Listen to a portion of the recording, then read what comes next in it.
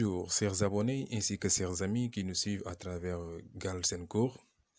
Heureux de vous retrouver aujourd'hui encore avec un nouveau tutoriel qui parle tout simplement du réflexe myotatique simple ou monosynaptique.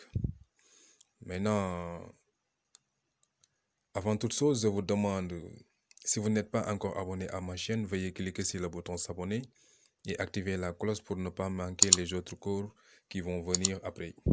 Merci aussi de liker, commenter et partager avec tes amis. Ça me donne un réel plaisir.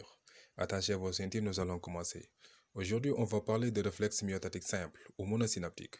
Maintenant, pour ce faire, on va faire une préparation et des mises en évidence pour bien comprendre les éléments qui vont intervenir à la réalisation ou l'accomplissement d'un réflexe myotatique simple ou monosynaptique. Donc, la préparation. On dit, un homme est assis sur une table, les jambes pendantes et libres. On est d'accord? Voilà, c'est ça la préparation. Un homme est assis sur une table, les jambes pendantes et libres. Donc, on va voir la mise en évidence du réflexe. Voilà. Maintenant, une fois que l'homme est assis sur une table, les jambes pendantes librement, on porte maintenant un coup sec sous la rotule ou au niveau du tendon d'Achille. N'est-ce pas? On va se focaliser cette fois-ci sur au niveau de la rotule. Maintenant, on porte un coup sec sous la rotule ou au niveau du tendon d'Achille. On constate une extension de la jambe ou du pied. N'est-ce pas? Maintenant, cette réaction reste identique chez tous les individus. On parle de réflexe myotatique rotulien et achillien.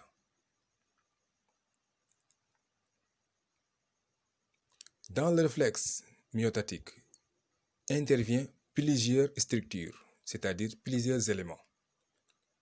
Premièrement,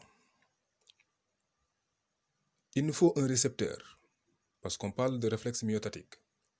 Donc, pour faire la réalisation de réflexe myotatique, il nous faut des éléments qui sont indispensables à la réalisation de réflexe myotatique.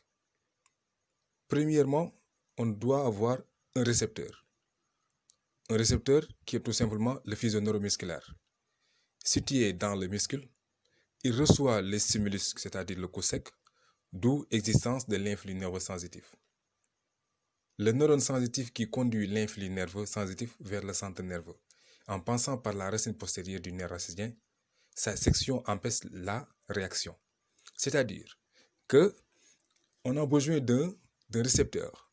Le faisceau neuromusculaire. Cette fois-ci, le récepteur est tout simplement le faisceau neuromusculaire. Maintenant, où se situe le faisceau neuromusculaire? Il est situé dans le muscle lui-même. Maintenant, c'est le faisceau neuromusculaire qui reçoit le stimulus, c'est-à-dire, parce qu'on avait dit, un homme est assis sur une table, jambes pendantes librement. Maintenant, on avait porté un coup sec au niveau de la rotule ou bien au niveau du tendon d'Achille. Maintenant, c'est le neuromusculaire là, voilà, qui reçoit le stimulus, c'est-à-dire le coup sec qu'on avait porté. Une fois que maintenant le faisceau neuromusculaire reçoit le stimulus, il y a forcément l'existence, la naissance de l'influx nerveux sensitif. Maintenant, une fois que l'influx nerveux sensitif existe, maintenant le neurone sensitif qui conduit l'influx nerveux sensitif vers le centre nerveux en passant par la racine postérieure du nerf racidien. Vous devez savoir bel et bien que le nerf racidien est un nerf mixte, c'est-à-dire il est composé de neurones sensitifs et de neurones moteurs. On est d'accord? Donc c'est le neurone sensitif qui doit propager l'influx nerveux jusqu'au niveau du centre nerveux. Raison pour laquelle on dit que le neurone sensitif qui conduit l'influx nerveux sensitif vers le centre nerveux en passant où? Par la racine postérieure. Parce que vous savez très bien que la moelle épinière a la racine postérieure et la racine antérieure. Maintenant, une fois que le nerf, le neurone sensitif a pris l'influx nerveux, il doit le propager jusqu'au niveau du centre nerveux en passant où? Par la racine postérieure qui détient le ganglion spinal. On est d'accord? Donc, le neurone sensitif qui conduit l'influx nerveux sensitif vers le centre nerveux en passant par la racine postérieure du nerf racidien. Maintenant, sa section empêche la réaction. Par exemple, si on sectionne le neurone sensitif, si on sectionne ce neurone-là, il n'y a plus de réaction. Pourquoi? Parce que l'influx nerveux ne peut pas arriver au niveau, au niveau du centre nerveux. Donc, si on sectionne ce neurone moteur-là, il ne peut pas y avoir de réaction. On continue. Maintenant, le réflexe myotatique a besoin encore d'un centre nerveux. Un centre nerveux ici qui est la moelle épinière. Parce que si vous vous rappelez bien, on avait dit que le neurone sensitif qui conduit l'influx nerveux vers le centre nerveux. Donc, on a besoin d'un centre nerveux. Ici, le centre nerveux est tout simplement la moelle épinière.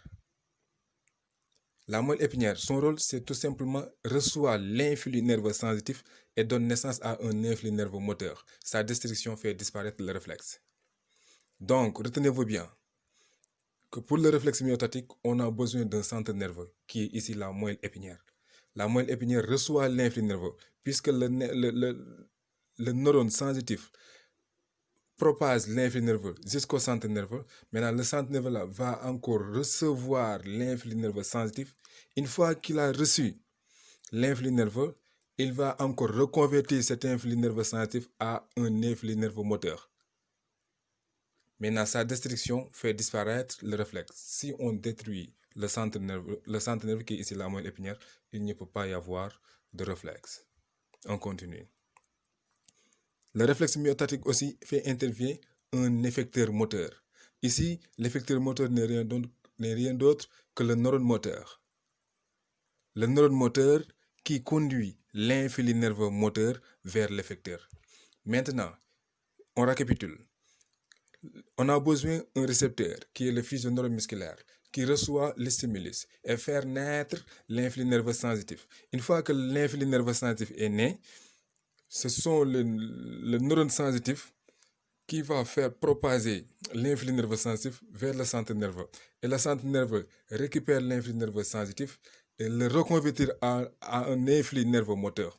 Une fois que l'influx nerveux est reconverti en influx nerveux moteur, il va donner l'information à un effecteur moteur qui est ici le neurone moteur. Le neurone moteur qui conduit maintenant l'influx nerveux moteur vers l'effecteur. Maintenant, on a besoin aussi d'un effecteur. L'effecteur ici est rien d'autre que le muscle. Le muscle qui se contracte et provoque l'extension de la jambe. L'effecteur qui est ici le muscle qui se contracte et provoque l'extension de la jambe. On est d'accord? Voilà. On nous dit, en résumé, que le trajet de l'influx nerveux du faisceau neuromusculaire jusqu'à le muscle qui se contracte est appelé arc réflexe myotatique, qui est simple, car faisant intervenir un neurone sensitif et un neurone moteur reliés par une synapse.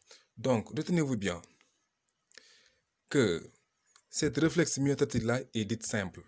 Pourquoi? Parce qu'il n'y a une seule synapse.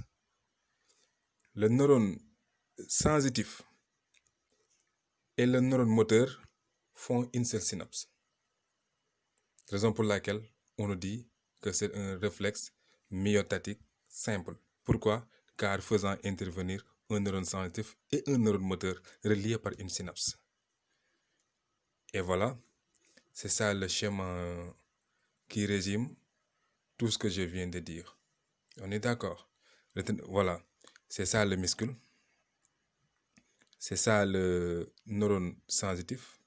Ce qui est en rouge là est le neurone moteur. Là, on a le moelle épinière. Retenez-vous bien. Ici, on a le muscle.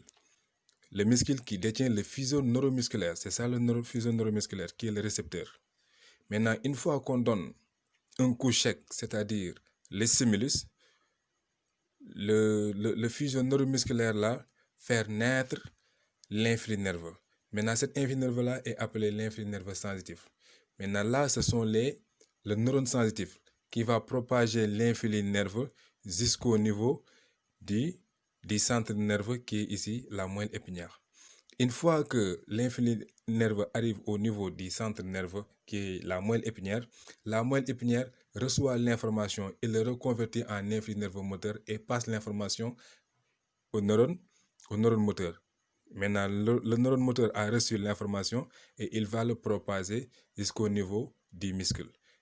Une fois que l'influx nerveux arrive ici, à l'aide du neurone moteur, le muscle se contracte et on a l'extension de la jambe ou du pied. Maintenant, pourquoi on dit que ce réflexe est simple? Parce qu'ici, on n'a qu'une seule synapse. Pas deux ou trois, on a une seule synapse, donc c'est un réflexe myotatique simple ou monosynaptique. Je vous remercie.